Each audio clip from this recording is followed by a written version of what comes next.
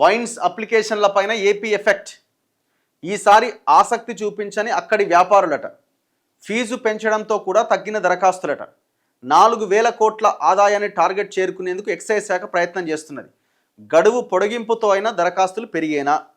ఇప్పటిదాకా దాదాపు 85,000 అప్లికేషన్లు వచ్చినట్టున్నాయి. పోయిన సంవత్సరం ఏమో అంటే 2 ఏళ్ల కింద కేసీఆర్ ఉన్నప్పుడు 2 లక్షలు ఉండే ఫీజు, ఇప్పుడు రేవంత్ రెడ్డి ఇంకో పెద్ద ఎత్తున ఆదాయం వస్తుంది 3 లక్షలు చేసి, ఇప్పుడు 3 లక్షలు అయ్యేసరికి ఈ 3 లక్షలు ఏంద్రని చాలామంది వేస్తలేరు. ఒకటి. రెండోది, ఆంధ్రప్రదేశ్లో ఇంతకుముందు ఎట్లుండే అంటే అక్కడ సిస్టమ్ వేరే ఉండే కదా. సో ఇప్పుడు చంద్రబాబు నాయుడు వచ్చిన తర్వాత సిస్టమ్ మారిపోయింది. అక్కడ టెండర్లు వేస్తున్నారు. దీంతో ఇక్కడ ఆంధ్ర వాళ్ళు ఇక్కడ పెద్దగా వేయట్లేదు, అయినా వేస్తూనే ఉన్నారు ఇక్కడ కూడా. సో దీంతో ఈ వైన్స్ అప్లికేషన్ల మీద ఆంధ్రప్రదేశ్ ఎఫెక్ట్ పడ్డదంటున్నారు.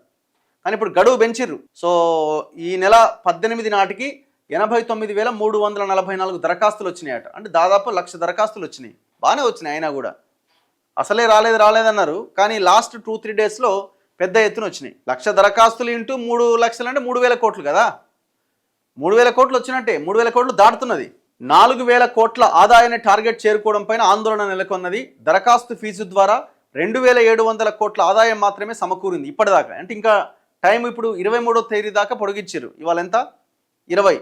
రేపు 21, 22, 20 ఇంకా 3-4 రోజులు ఉన్నది. ఈజీగా ఈ 89,000 అప్లికేషన్లు 1,00,000 అప్లికేషన్లకు చేరుకుంటుంది. డౌట్ లేదు అందులో. సో ఒకవేళ 1,00,000కి చేరుకుంది అనుకోండి, 1,00,000 ఇంటూ 3 లక్షలు 3,000 కోట్లు. ఆ లెక్కన చూసినా పోయినసారి 2,620 కోట్లకి ఇంకొక 400-500 కోట్ల ఆదాయం పెరిగినట్టుగానే భావించు. జిల్లాల వారీగా వచ్చిన దరఖాస్తులు పరిశీలిస్తే పట్టణ మెట్రోపాలిటన్ ప్రాంతాల్లోనే ఎక్కువ అప్లికేషన్లు వచ్చినాయట. అత్యధికంగా శంషాబాద్లో 8,110 అప్లికేషన్లు వచ్చినాయట.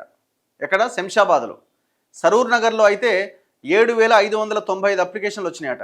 మేడ్చల్లో 5,203 అప్లికేషన్లు వచ్చినాయి.